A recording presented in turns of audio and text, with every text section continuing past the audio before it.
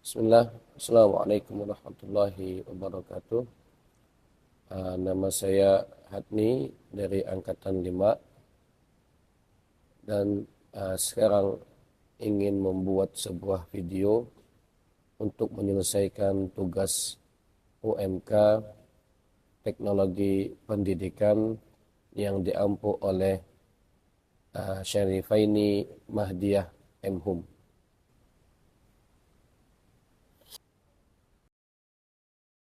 Assalamualaikum Ustaz. Assalamualaikum. Kaifa haldak? Alhamdulillah, bikhair. Wa anta kaifa haluk? Alhamdulillah bikhair. Ayo khidmah, ada yang bisa dibantu? Ini Ustaz, mohon maaf ganggu waktunya sebentar karena pengen nanya eh, apakah boleh kita membuli sesama teman gitu? Nah, taib. Ini juga salah satu bentuk adab seorang muslim yang dimana sabda baginda Muhammad sallallahu alaihi wasallam, al muslim man salimal muslimuna min lisanihi wa yadihi. Dikatakan seorang muslim ketika muslim yang lainnya itu selamat dari ucapannya dan selamat juga dari tangannya. Nah, membuli di sininya adalah bentuk kesalahan, bentuk kerusakan untuk muslim lainnya, menyakiti muslim lainnya. Entah itu pembulian dengan cara fisik atau pembulian juga dengan cara ucapan. Maka pembulian dengan cara fisik dan cara ucapan juga adalah salah satu bentuk kesalahan dalam adab seorang muslim. Sehingga dia menyakiti dan menyiksa saudaranya. Maka dikatakan seorang muslim yang baik adalah muslim lainnya selamat dari ucapannya, selamat dari perbuatan tangannya ataupun perbuatan fisik, tidak menyakiti. Dan baginda Muhammad SAW juga mengatakan, "Man kana yu'minu billahi wal yawmil akhir falyakul khairan aw liyasmut." Barang siapa yang beriman kepada Allah dan hari akhirnya, maka hendaklah dia berkata baik atau diam. Maka pembulian dalam bentuk lisan juga termasuk dari dia tidak memiliki keimanan yang kuat akan Allah dan hari akhirnya. Sehingga dia bermudah-mudahan dalam menyakiti saudaranya, bermudah-mudahan dalam mengucapkan ucapan yang menyakitkan, apalagi sampai melakukan sebuah kontak fisik. Maka ini menyiksa, yang dimana nanti akan banyak sekali kerusakan, banyak sekali kerugian yang ia dapatkan. Walaupun hanya sekedar bahasanya adalah ya sangat mudah ataupun ringan secara kita ucapan, ringan perbuatan mungkin karena kebiasaan dia, cuman dampaknya pada hari kiamat itu sangat merugi. Sebagaimana sabda baginda Muhammad SAW mengatakan, "Atadrunal muflis?" Apakah engkau mengetahui siapa yang bangkrut? Maka sahabat mengatakan, al-muflisu, orang yang bangkrut adalah orang yang tidak memiliki harta dan lain-lainnya. Tapi Nabi mengatakan tidak. Orang yang muflis adalah orang yang datang pada hari kiamat dengan membawa pahala solat, zakat, puasa, dan lain-lainnya. Tapi ternyata dia telah menyiksa orang ini, menumpahkan darah orang ini, kemudian mencela orang ini. Maka Allah jadikan keburukan ataupun kebaikan orang yang membawa pahala tadi diberikan kepada orang yang dizoliminya. Diberikan kepada orang yang dizoliminya. Kemudian ketika orang yang dizolimi ini ternyata masih memiliki keburukan dan perbuatan zolimnya belum selesai, masih dituntaskan, maka Allah jadikan keburukan tersebut dikembalikan kepada orang yang menzolimi. Maka ini sungguh merugi sekali. Maka salah satu adab seorang muslim yang baik, dia adalah menjaga lisannya dan menjaga anggota badannya untuk menyiksa, apalagi membuli. Maka sini diperhatikan adab seorang muslim, jangan sampai dia membuli dan juga menyiksa lainnya sehingga dia mendapatkan kerugian yang sangat besar. Na'udzubillah.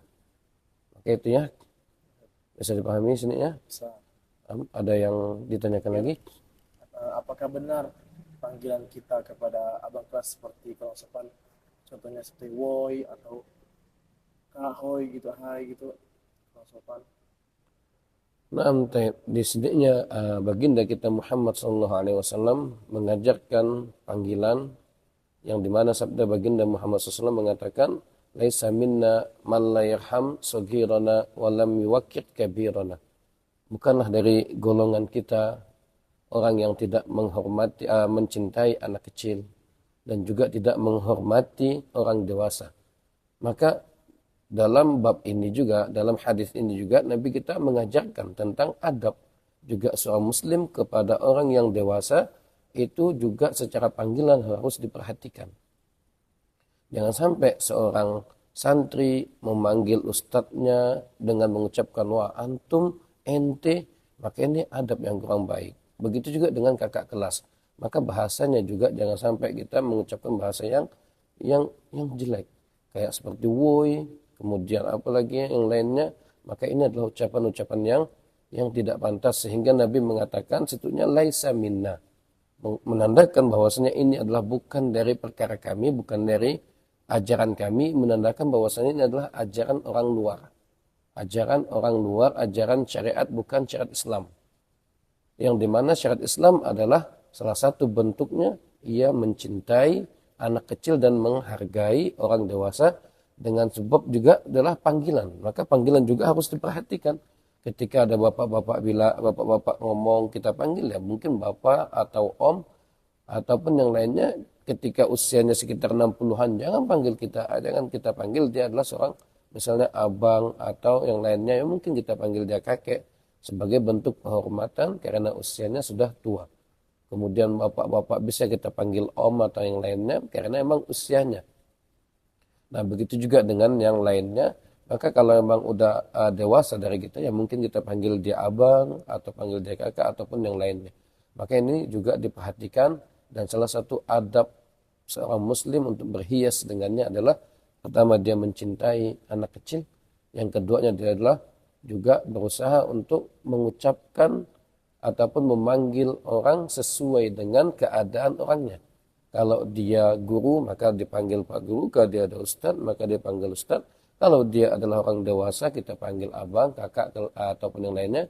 Kalau dia adalah orang tua bisa kita panggil om, bisa panggil kita bapak atau yang lainnya.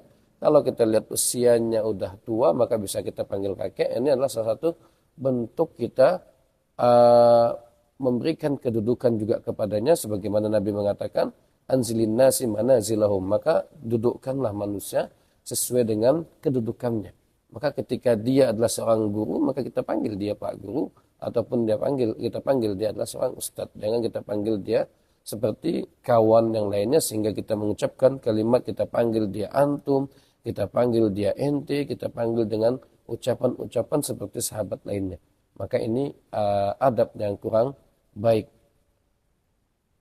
Ini adab yang kurang baik, maka hendaklah kita berusaha untuk berhias dengan adab yang indah. Begitu ya. Ada lagi yang mau ditanyakan?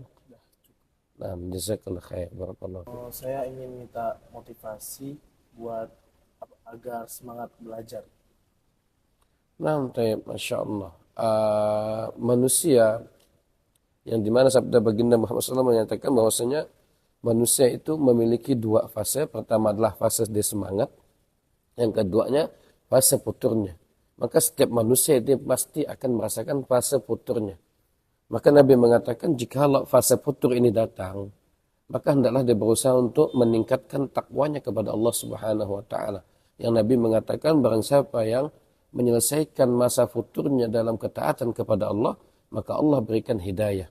Tapi kalau dia menyelesaikan masa futurnya dalam keadaan maksiat kepada Allah, maka dia akan binasa. Maka manusia pasti merasakan fase futurnya. Pasti akan merasakan, setiap manusia pasti akan merasakan masa futurnya. Cuman kita jadikan tetap masa futur kita berada dalam ketakwaan kepada Allah Subhanahu wa taala sehingga kita bisa menjaga hidayah Allah Subhanahu wa taala, bisa menjaga semangat kita dalam menuntut ilmu syar'i. Kemudian juga keduanya adalah kalau kita ingin meningkatkan semangat kita, maka kita lihat keutamaan dari menuntut ilmu. Apa keutamaannya? Pertama Allah sebutkan dalam surat Al-Mujadalah, firman Allah Subhanahu wa taala, "Yarfa'illahu alladhina amanu minkum walladhina utul ilma darajat." Yang pertama, Allah mengangkat derajat orang-orang yang beriman dan juga berilmu di antara kalian. Maka sesungguhnya Allah mengangkat derajat orang yang berilmu. Orang yang derajat berilmu. Nah, kemudian Nabi mengatakan innamal ilmu bitta'allum. Ilmu didapat itu dengan belajar.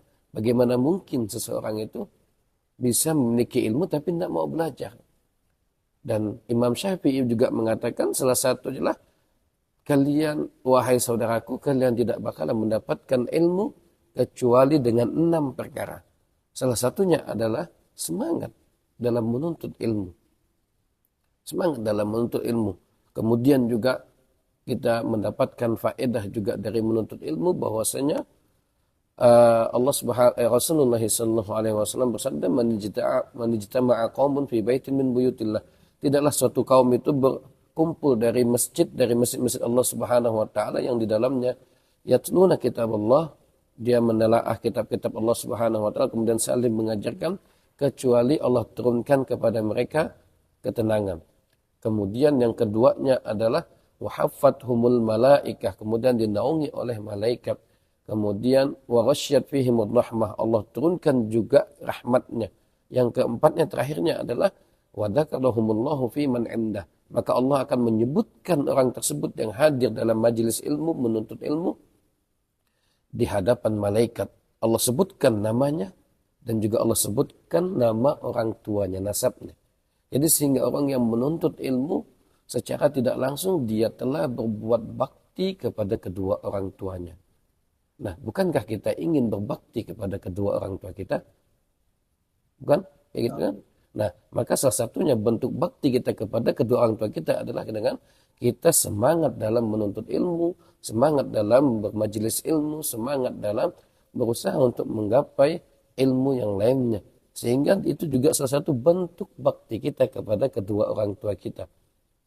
Kemudian juga Rasulullah SAW juga pernah mengatakan, idza matal insan in qata'a anhu amaluhu illa min thalath. Ketika anak Adam itu meninggal dunia, maka terputuslah amalannya kecuali 3 perkara. Maka salah satunya adalah wa waladun saleh yad'u lahu, dan anak yang saleh untuk mendoakan orang tuanya. Maka kepengen enggak kita menjadi anak yang saleh untuk orang tua kita? Kepengen, maka semangat. Dan takwa diambil. Bagaimana anak itu menjadi soleh? Tidak mungkin anak itu menjadi soleh tanpa menuntut ilmu. Tidak mungkin anak itu menjadi soleh tanpa dia mendekatkan diri kepada Allah. Dan mendekatkan diri kepada Allah butuh ilmu. Butuh ilmu. Sehingga dia harus semangat dalam menuntut ilmu. Biar dia pernah bisa membahagiakan orang tuanya dari penyebutan Allah sebutkan namanya dengan nasab orang tuanya. Dan juga Allah jadikan dia menjadi anak yang saleh, yang doanya diterima oleh Allah Subhanahu wa taala sebagai penyemangat, sebagai syafaat untuk orang tuanya, yang dimana orang tuanya mengatakan, ini kebaikan dari siapa? Ketika di kuburan Allah datangkan kebaikan untuk orang tuanya, lalu orang tuanya bertanya, ya Allah, ini kebaikan dari siapa? Maka malaikat mengatakan, ini adalah kebaikan dari istighfar anakmu untukmu. Maka bahagia sekali orang tuanya ketika anaknya semangat dalam menuntut ilmu, semangat dalam mengamalkan amal soleh. Apakah cukup dari situ untuk membuat kita semangat lagi dalam menuntut ilmu? Nah, siap. Jazakallah khair. Semoga Allah mudahkan. Semangat ya. Nah, baik.